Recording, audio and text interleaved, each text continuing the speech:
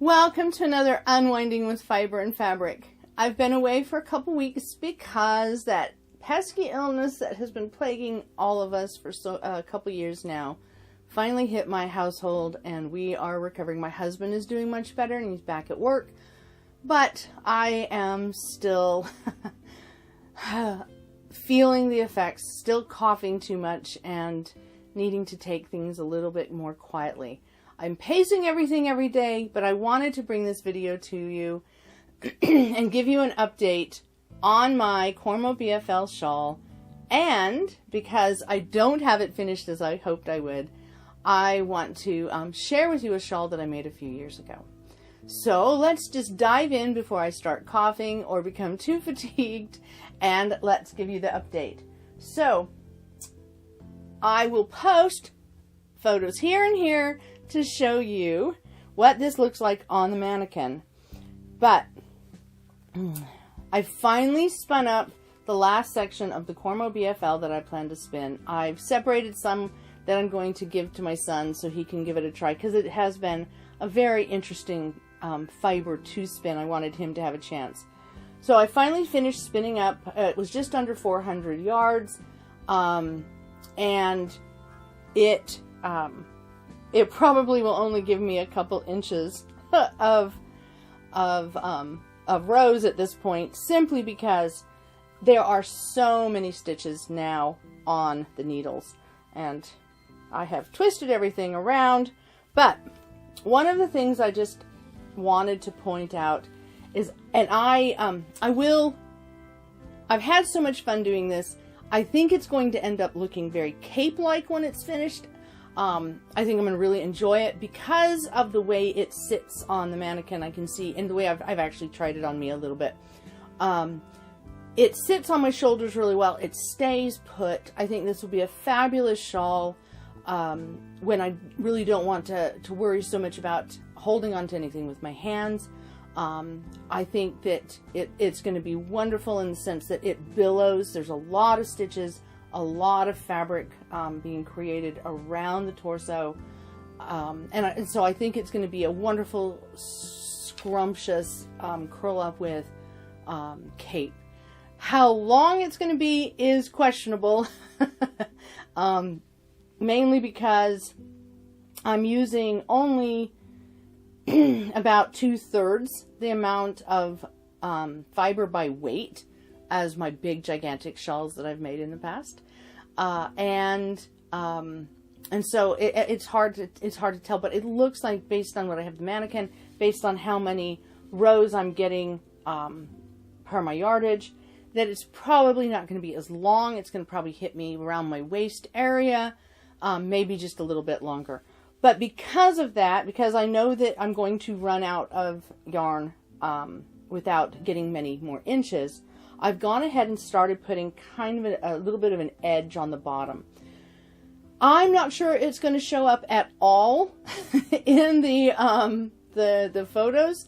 I won't know until everything's blocked and it's there. But this is a garter stitch shawl that now at this point I've just started doing knit one, purl one.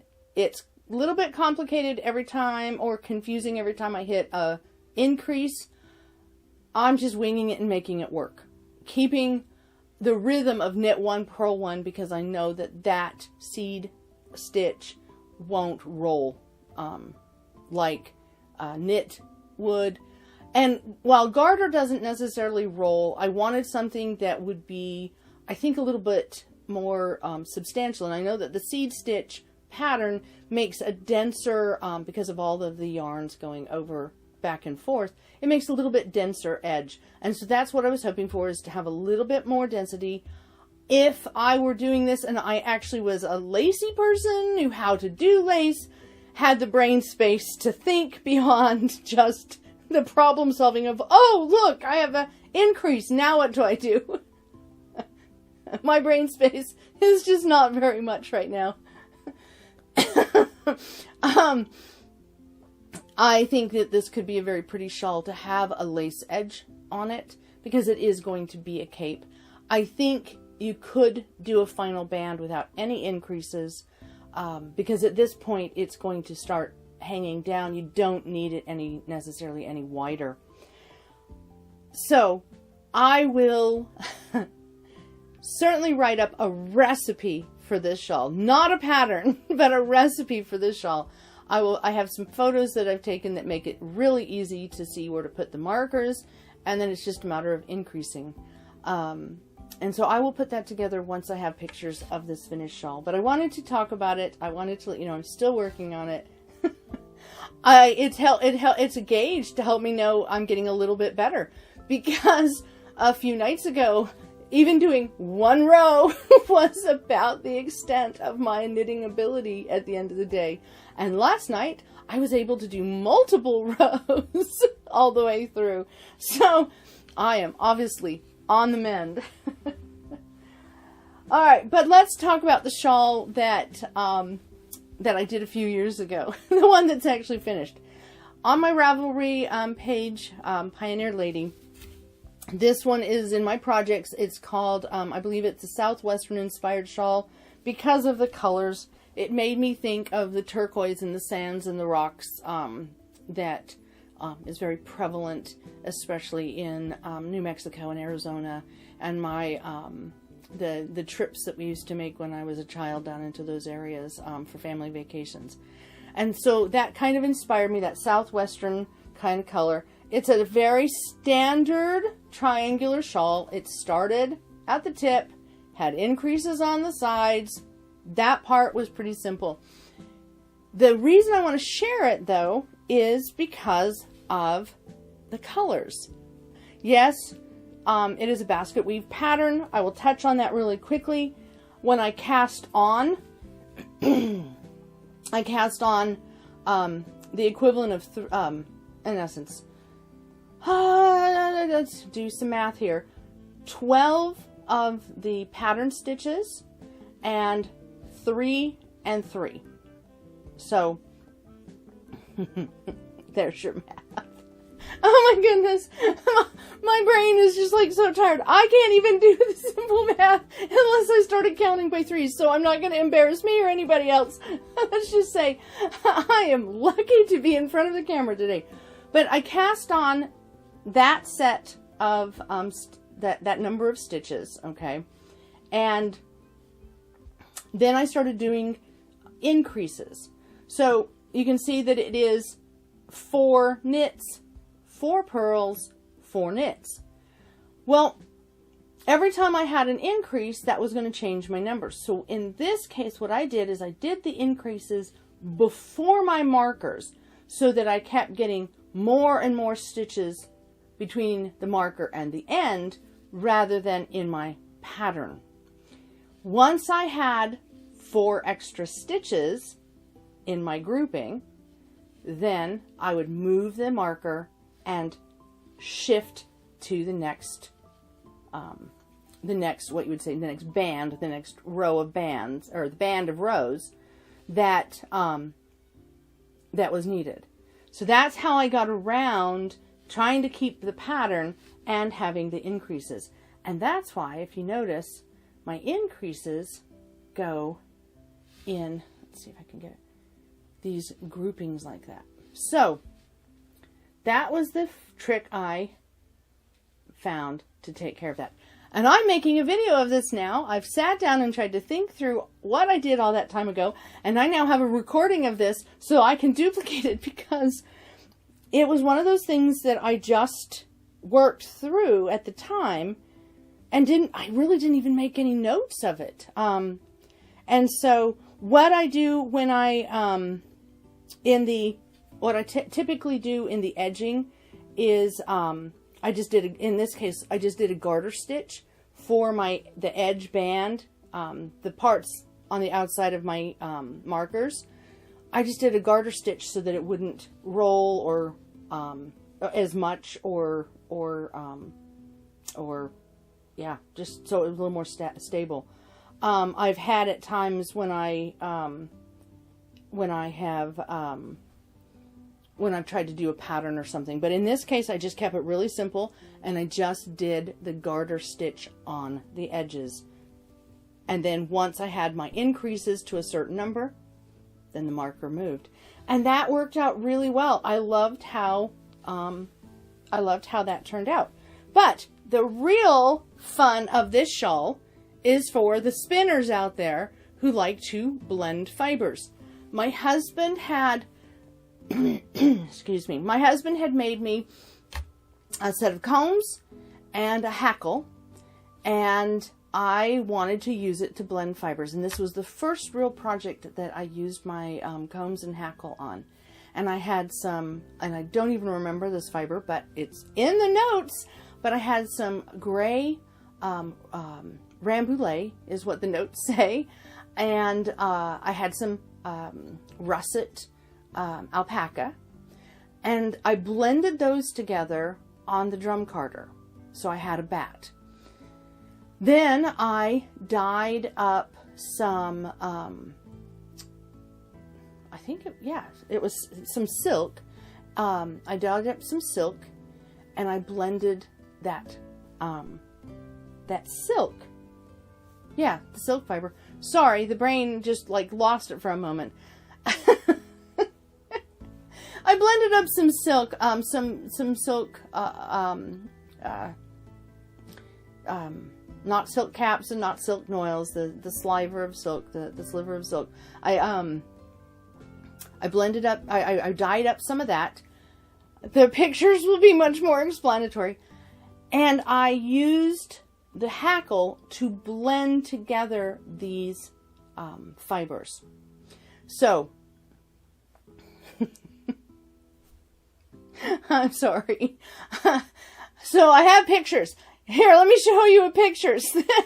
But I blended up the fiber, and I'd already discovered this with one of my other earlier projects, or projects that I think may have been even that year. But I discovered that things like silk and angora, because they're such fine fibers, when you dye them an intense color, and then you blend them with a larger selection of other, so small amount of silk or angora, but a large amount of woolly wool, I discovered that color goes a long way. Because those fibers of the silk and angora are so fine, they can spread out and the color goes everywhere. And so all of a sudden, a tiny little bit of color has a huge impact on the spun fiber. And that fascinated me. And to see it happen again with the silk after having done it with the angora, I was just really delighted. And so that's one of the reasons I wanted to do a project with it, because it made it subtle. So if I had dyed the alpaca and the rambouillet blue, it had been a much more intense blue. But now you get that kind of heathered, because the only thing that has the dye was the silk, not the alpaca or the wool. And I love the effect. I love the softness of it, the softness of the color of it. I made it for my daughter, who kind of doesn't gravitate to this. She likes more intense colors. She likes the color palette, but I think she likes the more woodland earthy tones as opposed to desert earthy tones. She has worn it, but it's usually, I have to remind her about it. For some reason, this is one that I have to remind her that it's in her closet, in her stash, as opposed to there's others that she always remembers that are there. But I love the way it drapes. I love the way it keeps its shape. Everything about it just, it's made me happy. So I've decided to pull it out of her closet, and who knows, maybe for the fall I will start wearing it, because why not? But it is a fun blending project for the spinners. If you are interested in trying something like that, I will tell you, dyeing, if you haven't dyed fibers before, dyeing fibers has a tendency to compress them, and it makes them really have a tendency to look as if they're felted. If you're very, very careful, most fibers will not felt that easily. Very funny. That's something I will say about the Cormo BFL. This is a fiber that felts really easily. The fleece is one that I have to make notes for in the future. If I had something of this, I would imagine it's probably due to the Cormo, but I'm not sure. This is a very felty, very easily felted fiber. I've attempted to felt a number of different fibers and have had less success in my attempting to felt than I did in this when I did not want to felt the fibers. So this was an interesting fiber in that sense. It felted very easily. Other fibers don't necessarily felt that easily, but they will compress. They will look compressed and compacted when they get wet and they dry. And it scares people a lot, especially like, so silk, it does it because it just sticks together. It doesn't dry fluffy. And so we were like, oh, did we do something wrong? And Angora is the same thing. Angora, while it does certainly felt, when it is in the dye process, if you're just being gentle, it doesn't felt it, but it does compact it, and it looks terrible compared to the fluffy, open airiness of a well-combed, flicked Angora. But if you just take the time to pick it apart and to fluff it back up and to then lightly flick it back open, run it through, as I said, like in this case, adding it to the hackle to blend it in, it opens back up, it will spread back out, and it's really quite a wonderful effect that you will have when you only dye those fine fibers rather than the larger fibers of the alpaca and the wool. So it's something that I would suggest if you're interested, especially that, if you're in a climate that's hopefully going into a cooler season, get out. If it's a good thing to try. If you play with the dyes, add a little bit of color. I personally use dyes from Dharma Trading and Pro Chemical and Dye. Those are the dyes I use. I use acid dyes primarily. I have played with other types of dyes, natural earth dyes, natural pigment dyes, but I like the instantaneous, easy process that a good acid dye provides. I belong to a couple of Facebook groups now that do tie-dyeing, which is, of course, a different type of dyeing, and it's the dyeing of the cottons and stuff. And I am hearing great reviews of a number of other dye companies for that. So those Dharma and Pro Chemical and Dye are just two of the companies that are out there. If you're interested in doing dye, the thing you want to do though is and these companies will put together little starter kits for the different types of dyeing projects that you're doing. So try something like that, or just get one little pot and the stuff to mix it with.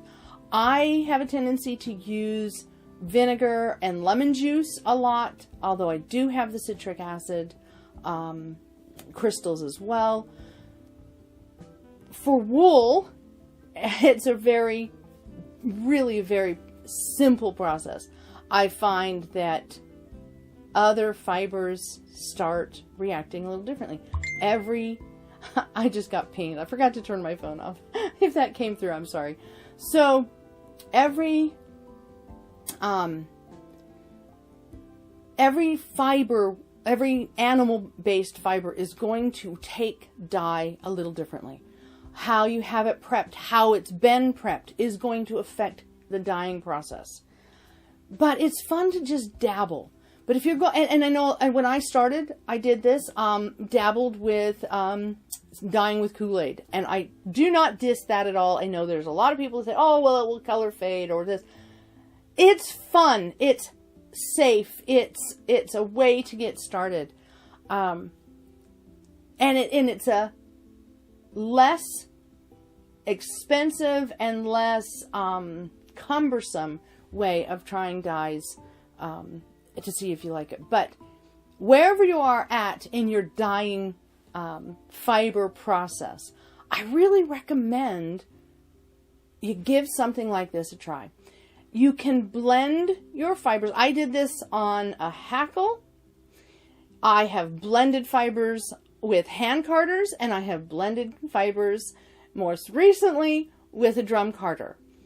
You can blend fibers with 2 dog brushes, 2 dog slickers. You can just, if you're doing a small amount, you really can make do with the other equipment. But I give it, that's my challenge. If you haven't tried it yet, try something like this. If you do not want to invest the time and energy to make enough yarn for a shawl this size, then make enough yarn for the doll shawl that I have posted on on my blog post. I'll put a link in the description below reminding of that video and that project. But give it a try. It is really fun to try blending fibers and blending fibers that have been dyed specifically, carefully. It's worth the time and effort. And if you're not into dyeing and you don't want to do that, well, maybe you'll even try something like this triangular shawl. I am sure somewhere out there is a pattern maker who has designed a pattern like this. If I, in my searches, find something like this, I will put it in the description. But triangular shawls, that is a keyword that's really easy to look up. Ravelry has tons of them. I'm pretty sure this pattern is called basket weave. I may be wrong. I think that might be the term they use in weaving. As I said, I have illness brain, which is making my normal fibromyalgia brain a little even more intensely confused. But I hope that my efforts today to come and share with you these shawls have been worth it to you. I hope it will not take another month for me to come back and show you the finished shawl. But if it does, do know that I am on the mend. I do post regularly on, or try to post regularly on my Instagram and on my Facebook page, both of which are Pioneer Lady at Pithyponderings. I have been working on machine embroidery for Christmas. It's something I can do when I don't have much energy because I just sit there and change threads. So I've been doing a bunch of that. So if you haven't started following me on Instagram or on Facebook, please follow there. I do give a little bit more update, like when I have an interruption, like what's been going on this last couple weeks. So until I make my next video, which I hope won't be too far off, I hope that you will have time to unwind with fiber and fabric, and I hope that you will join me again in my crazy